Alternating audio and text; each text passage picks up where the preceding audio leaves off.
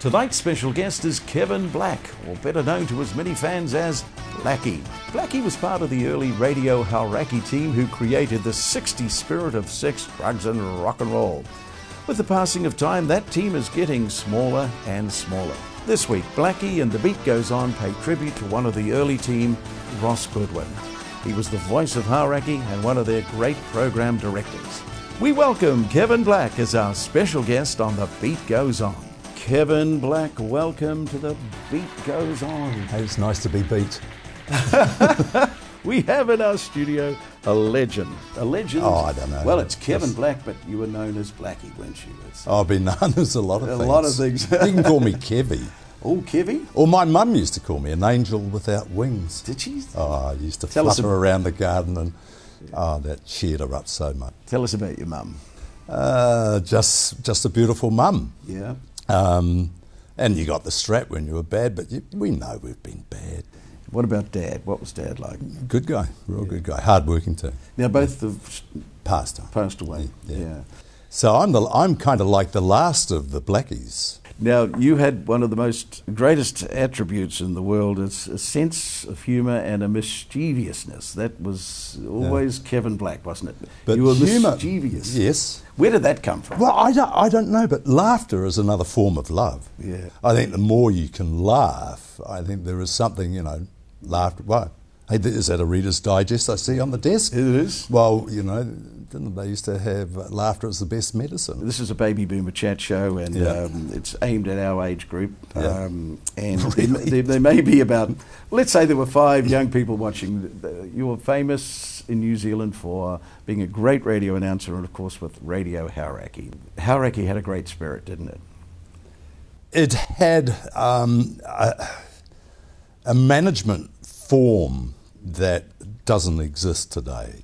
David Gates employed people to work in the studio, and that was the dominant thing. There was a relationship with the studio. The studio was like our shop window, and that was what we had to do, was produce great radio. But I remember when I first met David and then went and worked for him, he said that every person on air, everybody he employs on air to go into the studio is a program director. Yeah. What was going out of the microphone or lifting out of the turntables or whatever was the most important part of the radio. Today, radio is treated more like a business. It's more like... it's homogenised now, isn't it? And I think a lot of levelled that... off. Yes, and new forms of management, but I don't want to be critical. No. Because we changed radio in the 60s and 70s from that very, very staid, very NZBC delivery. How Nell Brown Carl. Oh, exactly. And nobody on the street spoke like that.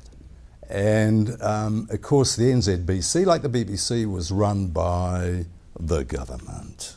And so you had these suited brethren, brothers or whatever, who made sure that anybody who came and worked for them was in that kind of, that form. But as I was going to say, Kevin, today is, you're here in the studio today because of the passing away of another great member of the Hauraki family, Ross Goodwin. He had a wonderful voice, did commercials, was program director, did on air, and it set me to thinking that this spirit of Hauraki and the whole Hauraki dream is slowly fading away, isn't it? And Fred Botica, Mike Baker, Tony Amos, Alan Beagle, the list goes on, John Sweetman, on and on and on and on and on and on. And every one of those guys that went to work for David and Ross especially, working in programs. And Ross, I've got to say now, did more for my career than any other single person, alive or dead. Explain further. Okay, there was something that was so nice about him. That was, you wanted to share your knowledge, he would share what he had, but we were too, at the same time, our discipline was from Radio and Records, Billboard magazine, Cashbox, so every guy who worked on radio, on Hauraki, they had the product knowledge. You know, they knew that Joe Walsh played in the James Gang. Yeah. Right? But Ross also had some other good tricks. Do you remember an outfit called Seals and Crofts? Yes. Famous for having played on, I can't remember, did they play with the Beach Boys or play with each other? But anyway, songs. Seals and Crofts. Summer Breeze. No, but you see, now Ross, right, there's another version of Summer Breeze by the Isley Brothers. Was there? Yes. Yeah. And it was the Isley Brothers version of Summer Breeze that Hauraki played. And that was a subtle difference between us and the guys up the road. That's why he was key to programming, and he knew that the strengths of Radio Hauraki all had to do with beats per minute. It had to sound tight, bright, up and real. Ross is gone, and we send our condolences to the family, but of course Paul Holmes gone, and you started your broadcasting. You were in radio training school, and there was Paul Holmes with you. Tell us about that. I came back from living in the UK, and I was having a drink with my father, and also included in a bunch of friends and people at the time, mates, after work drinks, was a guy called Jack Gardner, who was recruiting for the NZBC. He was sort of like the senior, or maybe whatever. Ken Green, Jack Gardner were the two guys who ran the NZBC, announcing. You were in the right place at the right time, weren't you? Right place, right time. Mm. And he said, "What are you doing now, Kevin?"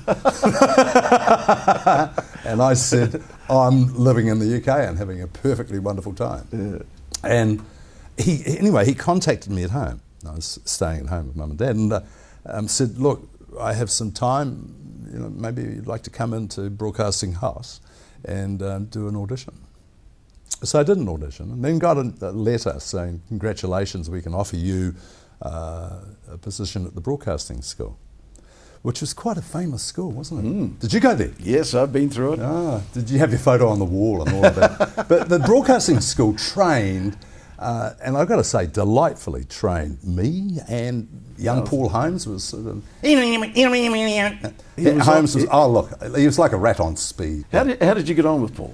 Look, at that time we had a lot in common because he was a varsity sort of guy, and my background was a little bit more rugged, having been at sea for about 6 years, and then surviving, and here we were on this course together. He used to look up to me because he's only about 5'2". Poor chap. But then, no, delightful, like I say, a rat on speed. He was great. He was, again, right place, right time. It wasn't all smooth sailing. You did have a few... I think everybody... But you made up in the end. I think everybody, had something with Paul.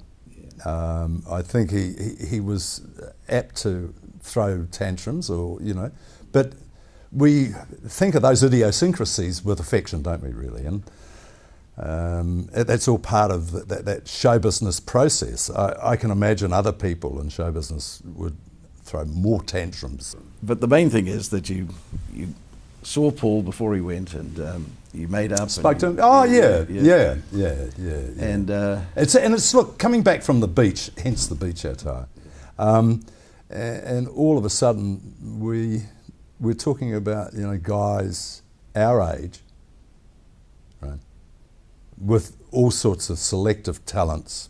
Paul's outrageous television ability. Ross is just his sort of like gentle approach to it, but so encouraging, And you come back and there's that with people in the profession, it's sad, But we'll lift up out of it. Oh yes. Kevin, are you missing the world of thinking fast, thinking with your wits, radio, breakfast sessions? Good to say goodbye to that, or do you miss it sometimes? Well, look, the only thing I do, because I haven't worked for 2 years, so there's parts of me that say you deserve not getting out of bed at 4:30 every morning. You deserve that sleeper. But I tell you what you do miss: the people. You miss the people, not the content. The people around you that allow the content to happen. And if you're working with good people and touch wood, all my life, there's been one or two a-holes, but in the main, most of the people I work with are great, encouraging, and socially, you know, in all aspects of our lives, I think we've got on with a bit of this and a bit of that, and enjoyed ourselves, and we're still alive. There was a time when the brand Blackie was just huge in New Zealand, wasn't it? It really was. I believe in terms of, you know, they do that research now, Colmar Brunton and all of these kind of people, and radio recall names, it's still up there. A great brand. Now, Kevin, we've got two more questions, quick ones because we're running out of time. Capital, Sweden, Stockholm. Kevin, number one is, what a great generation the baby boomer generation was, our generation. It's slowly going, but still proud of it, what we did. And the people. Yeah. And now there's a bit of hammer going down on superannuants. See, I can even pronounce it. But I didn't ask to be my age. I didn't ask to be 69. You know, and I've just existed and thrived and enjoyed all those years, and I hope there's tons in between. Would you, if you were a young man today, go into radio? If I what today? Yeah. Would you go into radio today? Well, I've often thought if I had done law, where would I be? Or had I not, you know, I think you've got to go back to having made that decision at the age of 15 to actually leave a very comfortable, environment. Well, Kevin, it looks like you're having a great time. You are retired from radio, but that humour's still there. Yeah. And sparkle in the eyes. I just finished the Tom Wolfe book, so I'm reading a lot. Oh, wonderful. Yeah. Is it the best time of your life? Best time of my life. Right now. It's the only life I've got, so I'm going to stuff it up full of good things. Kevin, we salute you. Carry on. Thank you, Kevin.